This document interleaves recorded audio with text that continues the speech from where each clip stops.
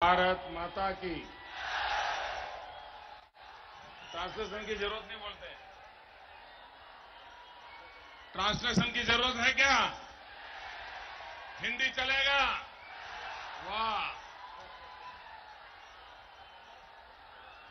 भारत माता की। भारत माता की। चित्रदुर्गा,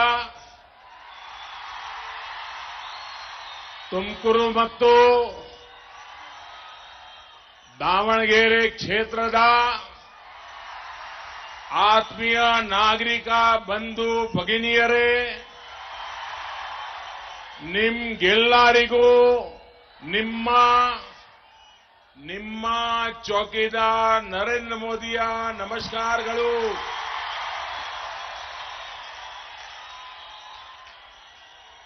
ಎರಡು ದಿನಗಳ ಹಿಂದೆ ನಾವೆಲ್ಲರೂ ಯುಗಾದಿ ಹಬ್ಬವನ್ನು ಸಂತೋಷದಿಂದ ಆಚರಿಸಿದ್ದೇವೆ.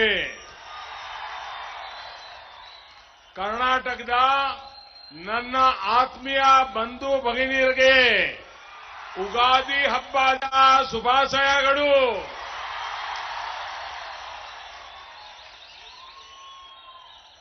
शिव शरणेयरू की धरती पर आने का अपना ही एक सौभाग्य होता है. इस धरती की सभी महान विभूतियों को मैं आदरपूर्वक नमन करता हूं. सिद्धगंगा मठ के सतासयु लिंगैक्य डॉक्टर शिव कुमार स्वामी जी को भी मैं सर झुका करके प्रणाम करता हूं. बंधु भगिनी, कर्नाटका देश के उन राज्यों में है जो हमेशा बीजेपी के साथ पूरी मजबूती के साथ खड़ा रहा है. यही मजबूती आपने बीते 5 वर्षों में इस चौकीदार को दी है. आपके ही भरोसे और विश्वास के कारण हर चुनौतियों को चुनौतियां देने की हिम्मत ये चौकीदार कर पाया है. दुनिया भर में भारत की जय जयकार हो रही है, तो उसका कारण, दुनिया में भारत की जय जयकार क्यों हो रही है? किसके कारण? किसके कारण? किसके कारण? मोदी के कारण नहीं, उसका कारण आप है. 2014 में आपके एक वोट ने, हिंदुस्तान के सभी नागरिकों के एक वोट ने जो ताकत दी, उसके कारण आज दुनिया में हिंदुस्तान का डंका बज रहा है. साथियों, आज भारत का हर व्यक्ति आत्मविश्वास से भरा है, क्योंकि देश एक महाशक्ति बनने के रास्ते पर निकल पड़ा है. 5 वर्ष पहले का एक दौर वो था जब पाकिस्तान के आतंकी हम पर हमला करते थे और फिर पाकिस्तान से ही धमकियां भी मिलती थी. हमारे जाबाज एक्शन के लिए इजाजत मांगते थे, लेकिन तब की सरकार डर करके बैठ जाती थी. इस चौकीदार ने उस स्थिति को बदल दिया है. अब अगर डर है तो डर सीमा के उस पार है। वहां सत्ता में बैठे लोगों को तरह तरह के डरावने सपने आते हैं। आज धमकी देने वाले दुबक गए हैं और बालाकोट के प्रहार से आतंकी खौफ में है। भाइयों और बहनों, आपने देखा कि जब हमने पाकिस्तान के आतंकियों पर प्रहार किया, आपको अच्छा लगा कि नहीं लगा? आप खुश हैं क्या? मैंने सही किया? जब हमने आतंकियों पर प्रहार किया तो दर्द पाकिस्तान को हुआ, लेकिन आंसू हमारे यहां कांग्रेस और जेडीएस उनके साथियों के निकले। पूरी दुनिया भारत के पक्ष में खड़ी हो गई, लेकिन हमारे यहां के महामिलावटी दल पाकिस्तान के बजाय मोदी के खिलाफ निंदा प्रस्ताव पारित कर रहे थे। यहां के मुख्यमंत्री तो एक कदम और आगे बढ़ गए। कहते हैं कि भारत के वीरों के पराक्रम की बात नहीं करनी चाहिए, क्योंकि उनके वोट बैंक को नुकसान होता है।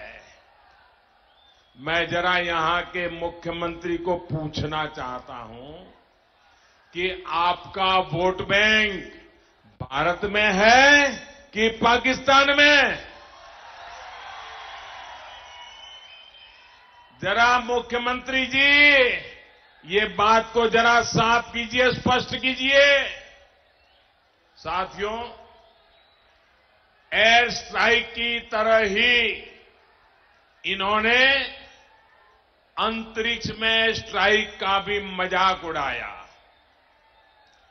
पूरी दुनिया ने माना कि स्पेस में भारत ने बहुत बड़ी उपलब्धि हासिल की है, लेकिन मोदी विरोध के चक्कर में ये लोग फिर भारत का विरोध करने पर उतारू है, भारत का विरोध कर रहे हैं।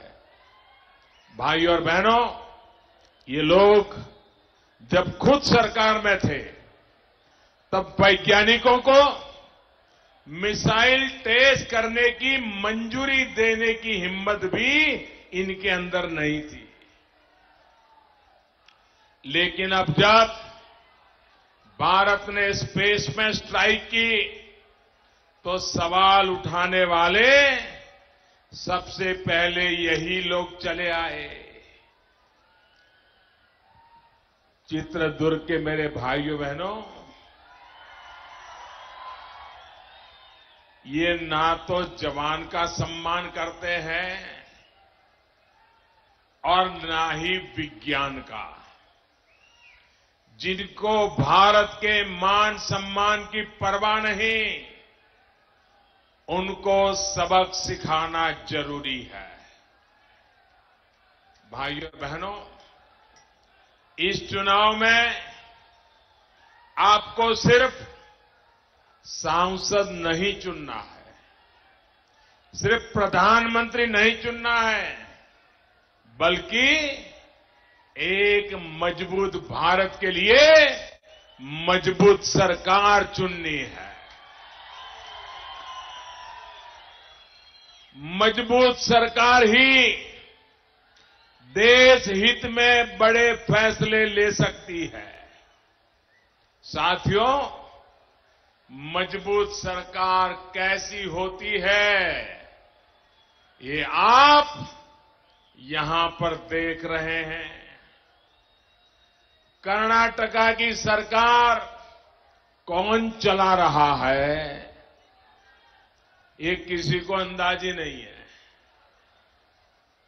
क्योंकि दोनों हारे हुए दल सिर्फ सत्ता के लिए, स्वार्थ के लिए उन्होंने जोड़ी बनाई है। इसलिए वो दिन रात इधर वाला भाग जाएगा कि उधर वाला भाग जाएगा, ये कुछ मांगेगा कि वो कुछ मांगेगा, इसको टुकड़ा फेंको कि उसको टुकड़ा फेंको, बस इसी में लगे हैं। जनता को क्या चाहिए ये इनको इसकी परवाह नहीं है। इनकी पूरी कोशिश है कि ऐसी ही महामिलावटी सरकार दिल्ली में बैठे और जिसका रिमोट कंट्रोल 1 दर्जन लोगों के हाथ में हो। क्या आप ऐसी सरकार चाहते हैं? मजबूत सरकार चाहते हैं कि नहीं चाहते हैं? देश में ऐसा प्रधानमंत्री होना चाहिए जिसका हाई कमांड सिर्फ और सिर्फ 130 करोड़ हिंदुस्तानी होने चाहिए।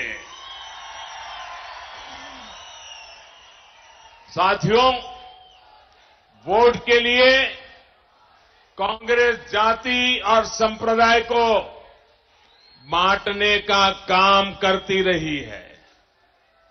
यही कोशिश विधानसभा चुनाव के दरमियान उसने की थी। कभी ये लिंगायत समाज को बांटने की कोशिश करते हैं,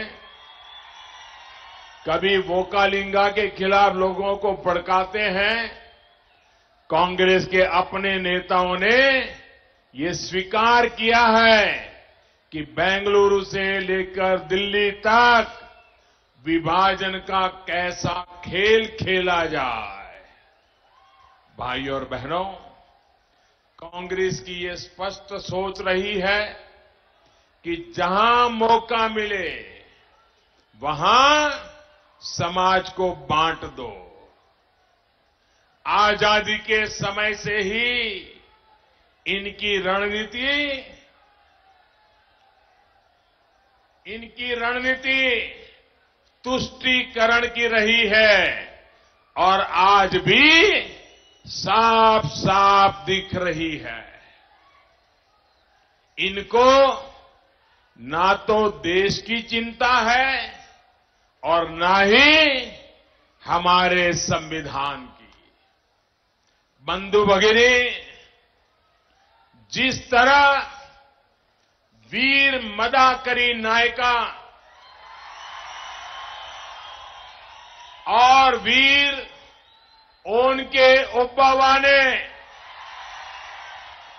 आक्रमणकारियों और अत्याचारियों से चित्रदुर्ग की रक्षा की थी, वैसा काम आज पूरे हिंदुस्तान के लिए हम सब चौकीदारों को मिलकर के करना है। करेंगे, मिलकर के करेंगे, पूरी ताकत से करेंगे, जी जान से करेंगे। आप इस चौकीदार के साथ खड़े रहेंगे। साथियों, एक तरफ कांग्रेस जेडीएस का तुष्टीकरण है, दूसरी तरफ जाति वर्ग पंथ से ऊपर बीजेपी का सबका साथ सबका विकास, ये हमारा मंत्र है।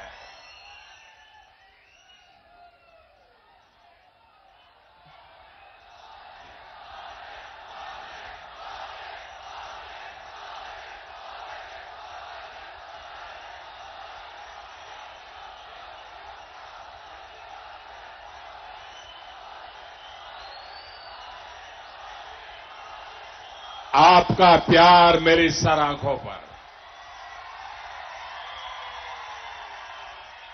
इतना प्यार अगर मुझे मिलता है तो जीवन में इससे बड़ा सौभाग्य क्या होगा। मैं इस प्यार के लिए इस जोश और उत्साह के लिए आप सबको नमन करता हूं। सबका साथ सबका विकास इसी मंत्र पर चलते हुए हम नए भारत के निर्माण के लिए पूरी ईमानदारी से काम कर रहे हैं। हमारा संकल्प हर गरीब को पक्का घर देने का है। हमारा संकल्प हर घर को बिजली और हर घर तक एलपीजी गैस कनेक्शन पहुंचाने का है। हमारा संकल्प देश की हर बड़ी पंचायत में टेली मेडिसिन और बेसिक लेबोरेटरी सुविधा से युक्त हेल्थ एंड वेलनेस सेंटर खोलने का है। हमारा संकल्प किसानों की आय डबल करने का है। साथियों, किसानों की आय बढ़ाने के लिए हम बीज से लेकर के बाजार तक नई व्यवस्थाएं बना रहे हैं। एक तरफ मेगा फूड पार्क, फर्टिलाइजर और इथेनॉल के प्लांट लगाने का काम किया जा रहा है, तो दूसरी तरफ किसानों को सीधी मदद दी जा रही है। साथियों, पीएम किसान योजना के तहत कर्नाटका में करीब करीब 75 लाख छोटे किसान परिवारों को सीधी मदद मिलनी तय हुई है। अब हमने संकल्प लिया है, कल हमने हमारे संकल्प पत्र में घोषित किया है कि दोबारा जब हमारी सरकार बनेगी 23 मई के रिजल्ट के बाद जब हम फिर से शपथ लेंगे तो उसके बाद अभी जो हमने नियम बनाया है उसमें बदल करके अभी नियम बना है छोटे किसानों का, उसमें बदल करके सभी किसान परिवारों का इसका लाभ देने का हमने निर्णय किया है। भाइयों बहनों, चौकीदार जो कहता है वो पूरा भी करता है। पीएम किसान सम्मान योजना को शुरू हुए अभी मुश्किल से 1.25 महीना हुआ है, लेकिन अब तक 3 करोड़ किसानों के खाते में पहली किस्त के पैसे जमा हो चुके हैं। 1.5 करोड़ किसानों को दूसरी किस्त भी मिल चुकी है। साथियों, एक तरफ किसानों के लिए हमारी सरकार के ये प्रयास हैं, वहीं दूसरी तरफ कांग्रेस जेडीएस के खोखले वादे हैं। आपके इन लोगों ने कर्ज माफी का वायदा किया था, 1 साल हो गया, लेकिन वो वादा अब तक अधूरा है। क्या इन्होंने किसानों का वादा पूरा किया? कर्ज माफी हुई, किसानों के खाते में पैसा आया? अरे वेवर नहीं, वारंट निकलता है, वारंट। भाइयों और बहनों, किसान हो या युद्धमी हो, कांग्रेस जेडीएस किसी का भला नहीं करना चाहती। उनकी नीयत में ही खोट है। कांग्रेस जेडीएस की नीयत किसान हित की होती तो कर्नाटका का मैनचेस्टर, दावणगेरे कभी बेहाल नहीं होता। इनकी नीयत काम करने की होती तो अपर भद्रा प्रोजेक्ट सहित अनेक सिंचाई परियोजनाएं समय पर पूरी हो जाती। साथियों, चित्रदुर्ग हो, दावणगेरे हो, इस पूरे क्षेत्र में कनेक्टिविटी और सोलर पावर के इंफ्रास्ट्रक्चर को मजबूत करने का ईमानदार प्रयास भारतीय जनता पार्टी की सरकार ने किया है।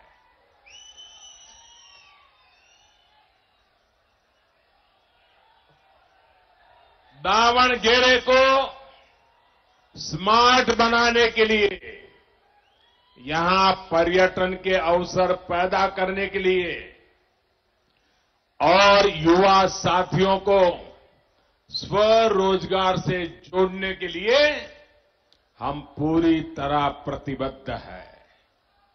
साथियों, कांग्रेस के राज में दशकों तक इस देश के साथ जो अन्याय हुआ, वो हर भारतीय को हर पल याद रखना चाहिए।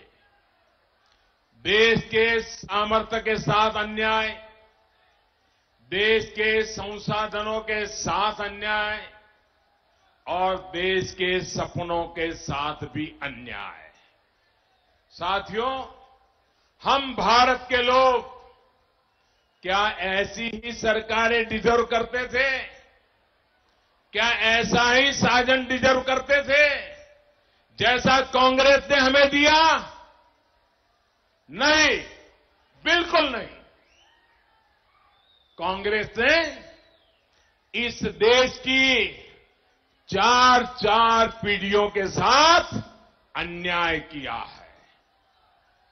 एक के बाद एक भ्रष्ट सरकारें देकर, समाज को तोड़कर, लोगों को आपस में लड़ाकर, हमारी शिक्षा व्यवस्था को भारतीयता से दूर करके, हमारी विदेश नीति को कमजोर करके, हमारी सेनाओं को कमजोर करके कांग्रेस ने दशकों तक देश के साथ अन्याय किया है। साथियों, बीते 5 सालों में भाजपा के नेतृत्व वाली एनडीए सरकार ने कांग्रेस के इस अन्याय को कम करने का भरपूर प्रयास किया है। तमाम छिपाई हुई फाइलें निकालने के बाद, तमाम भगाए गए लोगों को देश में वापस लाने के बाद, तमाम राजदारों के सामने आने के बाद अब समय आ रहा है जब कांग्रेस से पीड़ित देश को न्याय दिलाया जाए। देश को न्याय मिलना चाहिए कि नहीं मिलना चाहिए? न्याय मिलना क्या चाहिए कि नहीं मिलना चाहिए? ये अन्याय की परंपरा का जवाब मांगना चाहिए कि नहीं मांगना चाहिए? 60 साल तक अन्याय करने वालों को सजा देनी चाहिए कि नहीं देनी चाहिए? भाइयों और बहनों, अब बॉफोर्स घोटाला करने वालों के साथ न्याय होना पक्का है। नेशनल हेराल्ड हाउस घोटाला करने वालों के साथ अब न्याय पक्का है। दिल्ली में सिख दंगा कराने वालों के साथ अब न्याय पक्का है। कॉमनवेल्थ घोटाले करके देश की साख दांव पर लगाने वालों के साथ न्याय पक्का है।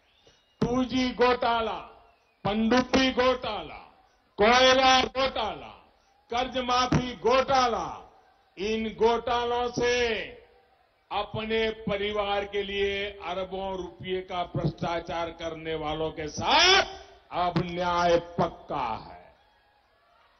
और हां, अब हेलीकॉप्टर घोटाला करने वालों के साथ भी न्याय पक्का है। जेल के दरवाजे इंतजार कर रहे हैं। साथियों, इस चुनाव में आपका आशीर्वाद मुझे कांग्रेस के अन्याय को समाप्त करने में भी मदद करने वाला है। भाइयों और बहनों, 20वीं सदी में जिस कांग्रेस ने अपना भ्रष्ट कल्चर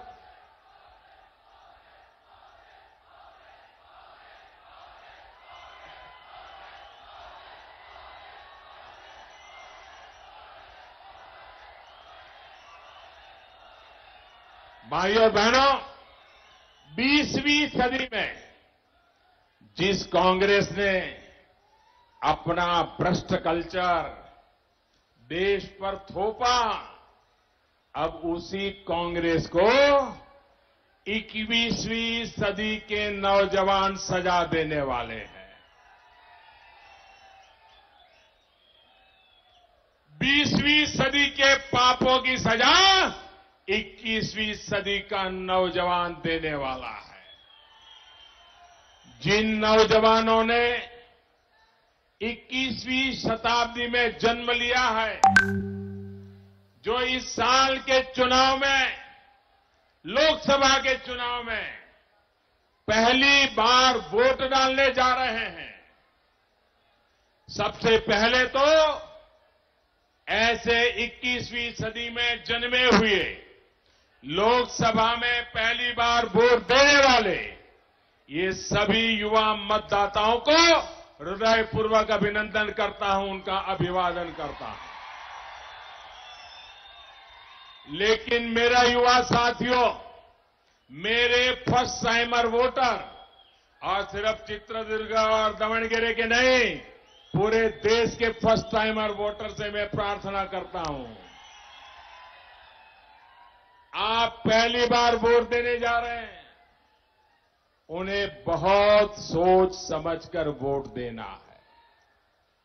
आपका ये वोट देश को मजबूत बनाने के लिए, देश में मजबूत सरकार बनाने के लिए होना चाहिए। होना चाहिए कि नहीं होना चाहिए? होना चाहिए कि नहीं होना चाहिए? आप अपना वोट देश के लिए शहीद होने वाले वीर जाबाजों को समर्पित कर सकते हैं। आप ये अपना पहला वोट किसी गरीब को उसका घर मिले, इसके लिए आपका वोट समर्पित हो सकता है। आपका ये पहला वोट किसी गरीब को मुफ्त में अस्पताल में इलाज मिल रहे, इसके लिए आपका वोट समर्पित होना चाहिए।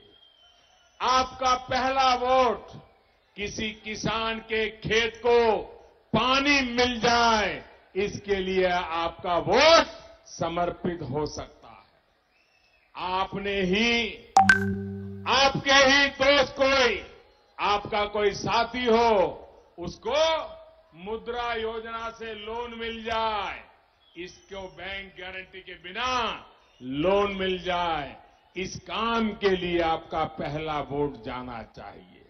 साथियों, आप में जो 18 साल के हो गए हैं, जो इस बार वोट डालने जा रहे हैं, अपने जीवन में पहली बार ईवीएम देखने जा रहे हैं, उन्हें बहुत सोच समझकर बिना किसी गलती के वोट डालना है। आपका एक एक वोट बहुत अनमोल है, इसे संभल कर इस्तेमाल करिएगा। हां, आपको मैं विश्वास दिलाता हूं, आप जब वोट देने जाएंगे, कमल के बटन को दबाएंगे, तो आपका वोट सीधे सीधा मोदी के खाते में जमा होगा। आप मुझे बताइए, ये सभी नौजवानों का वोट मिले तो मेरी ताकत बढ़ेगी कि नहीं बढ़ेगी? मेरी ऊर्जा बढ़ेगी कि नहीं बढ़ेगी? काम करने का मेरा हौसला बढ़ेगा कि नहीं बढ़ेगा? आज जितना दौड़ता हूं उससे ज्यादा दौड़ूंगा कि नहीं दौड़ूंगा? आज जितने काम करता हूं उससे ज्यादा काम करूंगा कि नहीं करूंगा? तो आपका वोट सीधे सीधा मोदी को जाने वाला है। बंधु भगिनी, देश में मजबूत सरकार किस तरह काम करती है, देश में पूर्ण बहुमत वाली सरकार किस तरह काम करती है, देश में कांग्रेस कल्चर से मुक्त सरकार कैसे काम करती है, ये आपने पिछले 5 सालों में देखा है। देश को, कर्नाटका को सुरक्षित रखने, विकसित बनाने के लिए हम सभी चौकीदारों को एक साथ आगे बढ़ना है और हर पोलिंग बूथ को कमल से खिलाना है। कमल खिलाएंगे, कमल खिलाएंगे, चौकीदार का साथ देंगे। मैं बोलूंगा, मेरे साथ बोलिए, मैं भी